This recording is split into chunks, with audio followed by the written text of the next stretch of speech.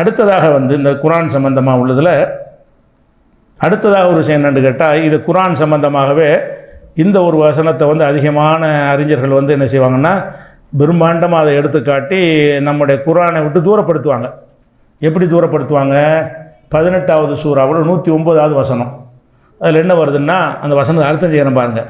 குல் நபியை நீங்கள் சொல்லுங்கள், லவ்கானல் பஹரு கடல், மிதாதன் மைகளாக இங்கு மையாக மாறுது. கடல் என்ன செய்யுது? மையாக இருந்து லி கலிமாத்தி ரப்பி எனது இறைவனின் வார்த்தைகளை எழுதுவதற்காக இந்த கடல் மையாக ஆயிடுச்சின்னு சொன்னால், இல்லை நஃபிதல் பஹ்ரு கடல் முடிந்து போய்விடும். கபல அன் தன்பத கலிமாத்து ரப்பி என் இறைவனுடைய அந்த வார்த்தைகளை எழுதுவதற்கு முன்னாடி என்ன செஞ்சிடறேன்? கடல் முடிந்து போய்விடும். இன்னும் உளவு ஜீனாபி மிதலிகி மததா இது போன்று இன்னொரு கடலை கொண்டு வந்தாலும் சரி அதுவும் போதாது அப்படின்ற ஒரு வசனம் என்ன இருக்குதுன்னா 18வது சூறாவில் 109வது வசனத்தில் இருக்கிறது. இதே கருத்து 31வது சூறாவில் 27 வேறு வாசகத்தை கொண்டு இருக்கிறது. உளவண்ண மாஃபில் நடந்து மின் ஷஜரத்தின் நக்கலாம், உலகத்தில் உள்ள எல்லா மரங்களும் எழுதுகோள் மரத்திலான பேனா எழுதுவோம். அந்த காலத்தில் இப்படி தான் பிளாஸ்டிக் செஞ்சுட்டு இருக்கோம். அந்த காலத்தில் மரக்குச்சி எடுத்து சீட்டி அதை தொட்டு தான் எழுதுவாங்க. அப்போ உலகத்தில் உள்ள எல்லா மரங்களும் களமாக எழுதுகிற பேனாவாக ஆக்கப்பட்டு ஒல் பஹ்ரு எமுத்துஹு மிம்பாதி சபா தஹரின் இந்த ஒரு கடல் இருக்குல்ல, இந்த கடலும் இது மாதிரி இன்னொரு 7 கடலும் உண்டாக்கப்பட்டு இருந்தாலும் மானஃபிதத்து கலிமாத்துல்லா அல்லாஹ்வுடைய வார்த்தைகள் எழுதி முடியாது இப்படின்னு 2 வசனம் வருது. இந்த ரெண்டுமே என்ன சொல்லுதுன்னு கேட்டால், அல்லாஹ்வுடைய வார்த்தைகளை விளக்கத்தை எழுதி முடிப்பதற்கு கடலே பத்தாது. கடலில் தொட்டு எழுதுனா எவ்வளோ எழுதிட்டு இருக்கிறது? கடல் தண்ணி பூரா எழுதுனா உலகத்தில் உள்ள எல்லா மரங்களையும் வெட்டி பேனாவை செஞ்சு ஒவ்வொருத்தரும் 10 பேனா வச்சு நீங்கள் எழுதிட்டு இருந்தாலும் சரி தான் என்ன செய்ய, அது முடிஞ்சு போயிருமா? அது பற்றி போயிடும். 7 கடல் மை, 7 கடல் அளவுக்கு மை என்று சொன்னால் என்ன, நம்மளும் ஒரு பேனாவில் என்ன செய்கிறோம், ஒரு 5 மில்லி போட்டு தான் என்ன செய்கிறோம், ஒரு மாதத்துக்கு எழுதுகிறோம். அவ்வளோக்கு எழுத முடியும் மையை கொண்டு. அப்போ 7 கடல் அளவுக்கு மையை வச்சுக்கிட்டு எழுதுனாலும் அது முடியாது அப்படின்றதுல இதை வைத்து கொண்டு என்ன செய்வாங்கன்னா, அதிகமான உலமாக்கள் குர்ஆன்கிறத நீங்கள் மேலோட்டமாக விளங்குறது மட்டும்தான் உங்களுக்கு தெரியும். அதனுடைய விளக்கம் இருக்குதே, அந்த விளக்கம் கடல் மாதிரி 7 கடல் அளவுக்கு எழுதினா கூட முடியாது. எழுதிக்கிட்டே இருக்கலாம் தஃப்சீர், அது விளக்க உரைகள் என்ன செய்கிறது, எழுதிக்கிட்டே இருக்கலாம். அவ்வளோ விளக்கம் அதுக்குள்ளே அடங்கி இருக்குது. அதுக்கு அதில் ஒன்று சேர்த்துருவாங்க, அதை மெஞ்ஞானம். அதெல்லாம் உங்களுக்கு விளங்காது, அவ்வளோ ஞானங்கள் அதில் இருக்கிறது. நீங்கள்லாம் சும்மா இந்த வார்த்தைக்கு இந்த அர்த்தம் கூழுண்டா சொல்லுன்ற அர்த்தம் இதான் நீங்கள் தெரிஞ்சு வச்சுருப்பீங்க. இது அல்ல. குர்ஆனில் இன்னும் விரிவான அர்த்தங்கள்லாம் இருக்கிறது. விரிவான அர்த்தங்கள் இல்லாட்டி இப்படி எல்லாம் சொல்லுவானா? குர்ஆனுடைய அர்த்தத்தை எழுதுவதற்கு எதுக்கு ஒரு கடல் மை, எதுக்கு ஒரு பேனாவில் ஒரு தடவை ஊற்றுறீங்க பத்தாதா? அதை கொண்டு எழுதிடலாம். ஆனால் இதில் என்ன சொல்கிறது, அல்லாஹ் என்ன செய்யறேன்னா 7 கடல் அளவுக்கு மை இருந்தாலும் சரி, உலகத்தில் உள்ள மரங்களை எல்லாம் எழுதுகோள ஆக்கினாலும் சரி, அல்லாஹ்வுடைய கலிமாக்களை எழுத முடியாது என்று வந்தால், அப்போ குர்ஆனுக்கு அவ்வளோ தஃப்சீர்கள் இருக்கிறது, வண்டியாக இருக்கிறது என்று சொல்லி வைக்கிறார்கள். அப்படி இருக்குன்னு சொன்னால் இதை பார்த்தா அப்படி இருக்க முடியுமா? முதல்ல ஒரு விஷயத்தை ஒரு வார்த்தைக்கு விளங்குறதுக்கு அல்லாஹ் சொல்கிறான். விளங்குவதற்கு சொல்லும்போது வழக்கது எஸ்என்எல் குர்ஆனில் எழுதிக்கிறேன். விளங்குறதுக்கு இந்த குர்ஆனை லேசாக்கி இருக்கிறோங்கிறவன் கஷ்டமாக்குறாங்க. லேசாக்கி இருக்கிறோம், ஹல்மி முத்தகீர் சிந்திப்போர் இல்லையா, அகிமு சலாத்தனா தொழுகை நிலைநாட்டுங்கள், இது லேசான அர்த்தத்தை நாங்கள் செஞ்சிட்டோம், நீங்கள் கொஞ்சம் பெரிய அர்த்தமாக செய்வோம் பார்ப்போம். அகிமு சலாத்தோக்கு என்ன செய்ய, ஒரு கிணத்து தண்ணியாவது மைய செலவு பண்ணி எழுதி காட்டு, விளக்கத்தை எழுது. அகிமு சலாத்துக்கு விளக்கம்னு சொல்லி என்ன செய்ய, எழுது பார்ப்போம், முடியுமா? அவ்வளோதான் அதுக்கு அர்த்தம். தொழுகை நிலைநாட்டு அல்ஹம்துலில்லாஹ் என்ன எல்லா போலும் அல்லாவுக்கு தான் அர்த்தம். அப்போ அல்லாண்டா யாருன்னா கொஞ்சம் அதுக்கு வேண்டாம் கூடுதல் விளக்கம் அப்படி சொல்லிட்டு போனோம். அல்லான்னு தெரியாத ஒருத்தனுக்கு விளக்குறதா இருந்தால் அதை விளக்கிட்டு போவோம். அதில் இப்போ இப்படி சொல்கிற அளவுக்கு இருக்குன்னா குர்ஆன் ரொம்ப கஷ்டம்டாக்குறாங்க. குர்ஆன்ங்கிறது சும்மா மேலோட்டமாக உள்ளது கிடையாது, அவ்வளோ ஃபுல் அடங்கி இருக்கிறது. பேப்பராக இருந்தால் கூட அது பத்தாது, அவ்வளோ விளக்கம் இருக்கிறதுன்னு சொல்லி தங்களுக்கு ஒரு பெரிய ஒரு இமேஜை உண்டாக்கி கொள்வதற்காக வேண்டி இந்த வசனத்தை அப்படி சொல்கிறாங்க. ஆனால் இது அப்படி சொல்லவே இல்லை. இந்த வசனத்தில் அல்லாஹ்வுடைய கலிமாத்துன்னு வருது. கலிமாத்துனா வார்த்தைகள். அல்லாஹ்வுடைய வார்த்தைகள் என்பது குர்ஆனைத்தான் குறிக்கும் என்று இவங்க தப்பாக எடுத்துக்கிட்டாங்க. அல்லாஹ்வுடைய வார்த்தைனா குர்ஆன் மட்டுமா அல்லாஹ்வுடைய வார்த்தை? அல்லாஹ்வுடைய வார்த்தையில் குர்ஆன் லட்சத்தில் கோடியில் ஒன்று கூட இருக்காது. அல்லாஹ்வுடைய வார்த்தைகள் எடுத்துக்கிட்டிங்கன்னா அல்லாஹ்வுடைய வார்த்தைகளை பூரா கணக்கு எடுத்து அதில் குர்ஆன் எவ்வளோ இருக்குன்னு பார்த்தீங்கன்னா ஒரு பல லட்சம் கோடிகளில் பல கோடிகளில் கூட ஒரு பங்காக கூட இருக்காது. அல்லாஹ்வுடைய கலிமாக்கள் அவ்வளோ இருக்குது. கலிமாண்டா என்ன? அல்லாஹ்வுடைய ஆர்டர், கட்டளைகள், அல்லாஹ் பேசுகிறது, அல்லாஹ் போடுற உத்தரவு, எல்லாமே அல்லாஹ்வுடைய வார்த்தைகள் தான். நிஜமாகவே அல்லாஹ்வுடைய கட்டளை எழுதுவதாக இருந்தால் 7 கடல் 10 தான் செய்யாது. மிகைப்படுத்தின ஒரு ஊமையான வார்த்தை கிடையாது, நிஜமாகவே கிடையாது. ஏன்னு கேட்டால், இப்போ நான் உங்கள்கிட்ட பேசுகிறேன்னு வைங்க, எனக்கு ஒரு செகண்டில் அல்லாஹ்விடமிருந்து எத்தனை கட்டளை வருது? நான் பேசுகிறேன், நாவு பேசுகிறப்ப நீங்கள் நினைக்கிறீங்க நாவு பேசுகிறது, மூளைக்கு ஒரு கட்டளை, இந்த கையை ஆட்டினா அதுக்கு ஒரு கட்டளை. அப்போ ஒவ்வொரு மனுஷன் ஒரு காரியத்தை செய்வதற்கு அத்தனை விதமான கட்டளையும் அல்லாட்ட ஒவ்வொரு செல்லுக்கும் கட்டளை வருகிறது.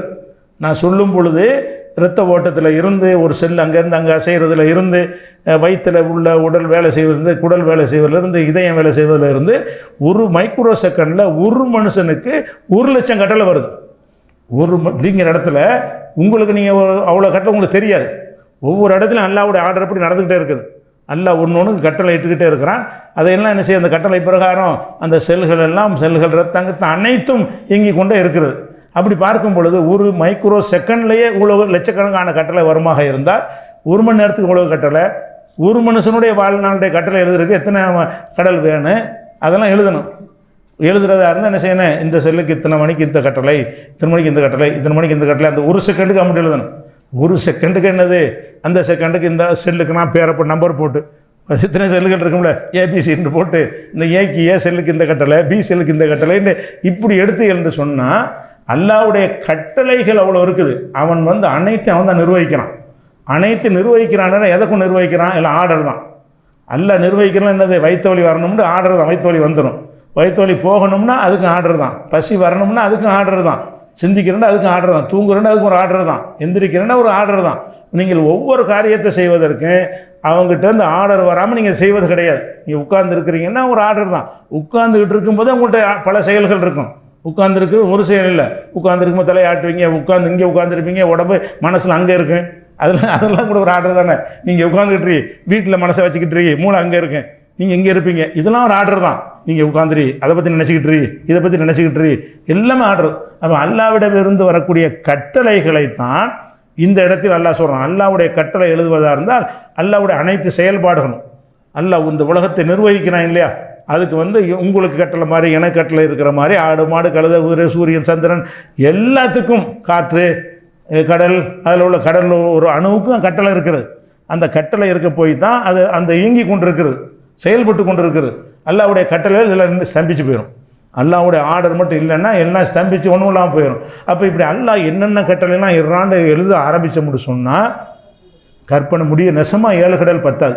இது ஒன்று எழுதி முடிக்கிறாங்க, அது மிகைப்படுத்தி, அது 7 கடல்களுக்கு விளக்கம்ன்ற ஒரு ஓமையாக சொல்லுவாங்கள்ல, மிகைப்படுத்தி அப்படி வாசம் இல்லை. நிஜமாகவே அல்லாஹ்வுடைய கட்டளை அவ்வளோ இருக்குது. நிஜமாக அல்லாஹ் உலகத்துக்கு இடக்கூடிய ஆர்டர்கள் அவ்வளோ இருக்கிறது. அந்த ஆர்டரை தான் அல்லாஹ் என்ன பேசுகிறான்னு கேட்டால், கடல் அளவுக்கு மை இருந்தாலும் முடியாது, 7 கடலை அதுக்கு துணையாக கொண்டு வந்து வச்சாலும் சாத்தியப்படாதுன்னு நல்லா சொல்லி காட்டுறான். அப்போ இந்த கலிமாத்துக்கிற வார்த்தையை வைத்து கொண்டு என்ன செய்கிறாங்கன்னா, இது குர்ஆனுக்கு விளக்க உரைங்கிறாங்க. இது குர்ஆனை பேசவே இல்லை. குர்ஆன் மட்டும்தான் அல்லாஹ்வுடைய கட்டளை. அல்லாஹ்வுடைய கட்டளை எத்தனை நபிமார்களுக்கு வேதம் அனுப்பணும், அது அல்லாஹ்வுடைய கட்டளை தான். நபிமார்கள் வேதம் அனுப்புகிற எவ்வளோ விஷயங்கள் எல்லாம் பேசிக்கிட்டு இருக்கிறான். ஒரு வினாடியும் பேசிக்கிட்டு தான். பேசுகிறேன்னா அந்த நமக்கு தெரியாது, அந்த பேச்சு நம்ம கேட்க முடியாது. குர்ஆன் நமக்கு ஜிப்ரீல் வழியாக ரசூலுக்கு நம்ம பாஷையில் வந்ததுனால கேட்குறோம். குர்ஆன் பாஷை நமக்கு விளங்குது. இல்லைன்னா அல்லாஹ் என்ன செஞ்சுட்டு தான் இருக்கிறான், ஒரு நேரத்தில் அல்லாஹ்வுடைய ஆர்டர் வந்துக்கிட்டு தான் இருக்குது. அப்போ அல்லாஹ்வுடைய ஆர்டரை பற்றி இது பேசுதுங்கிறது தான் விளங்காமல், குர்ஆனுக்கு நீண்ட ஒரு தஃப்சீர் இருக்கிறது, விரிவான தஃப்சீர் இருக்குதுன்னு சொல்லிக்கொண்டு நீங்கள் எல்லாம் மேலோட்டமானதை படித்து கொண்டிருக்கிறீர்கள். அதெல்லாம் எங்களை மாதிரி பெரிய ஆளுகள் தான் தெரியும். வண்டி கணக்கில் இதுக்கு விளக்க உரை இருக்குது அப்படிங்கிறாங்க. வண்டி கணக்கில் விளக்க உரைலாம் கிடையாது. இன்னும் சொல்ல போனால் இந்த தஃப்சீர்கள் எழுதி வச்சுக்கிறாங்கல்ல, அது இல்லாமல் குர்ஆனை படித்தா நல்லா விளங்கும். தஃப்சீரை படித்தோன்னா விளங்குன்னு வழங்காமல் போயிடும். நேரடி அர்த்தம் அதுக்குரிய விளக்கம்னா புரிஞ்சிடும்.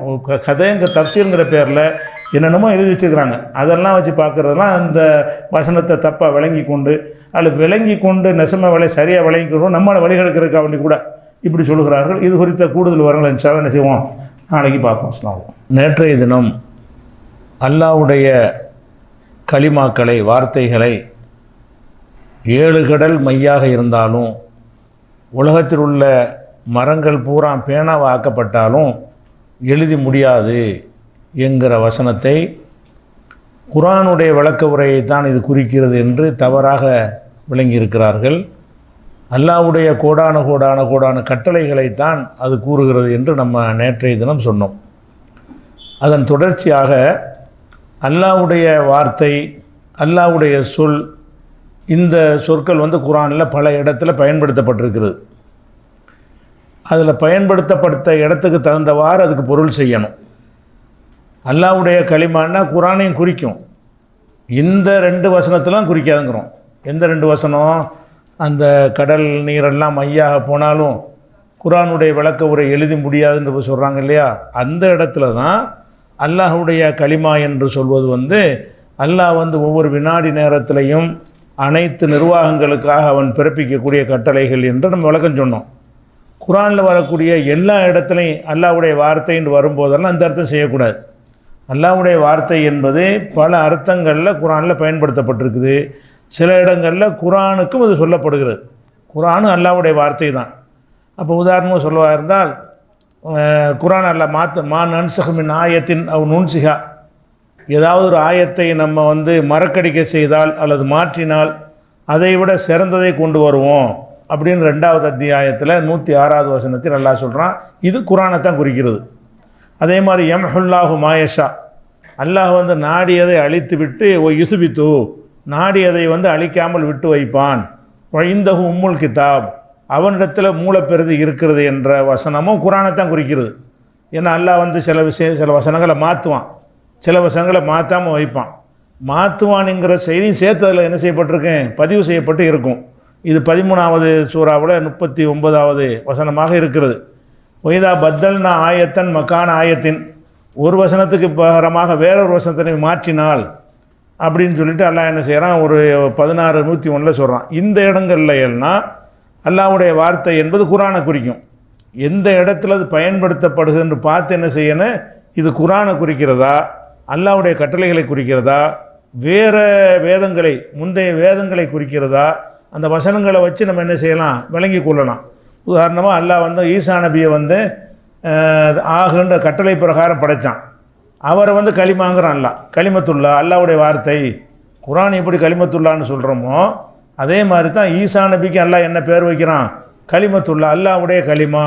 ஏன் அல்லாஹ்வுடைய கலிமாண்ட வார்த்தைன்னு அர்த்தம்.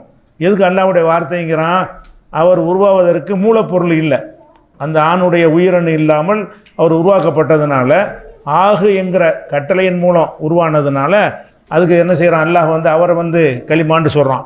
அதே மாதிரி கலிமத்து தக்குவா, தக்குவாவுடைய கலிமான்னு சொல்கிறான். லா இலாஹ இல்லல்லாஹ் கலிமா இருக்கு இல்லையா, அதை வந்து கலிமாங்கிறோம், வார்த்தைங்கிறோம். அது என்ன வார்த்தை, அது தக்குவாவுடைய வார்த்தை, தௌஹீதுடைய வார்த்தை அப்படிங்கிற அர்த்தம். அந்த கலிமாங்கிற வார்த்தைக்கு வந்து அல்லாஹ்வுடைய பேச்சுங்கிற குர்ஆன்கிற அர்த்தமும் இருக்கிறது. நபிமாரோட எல்லாம் உரையாடுவான்ல, அது கூட கலிமா தான், அவங்களோட பேசினான்னு வருது.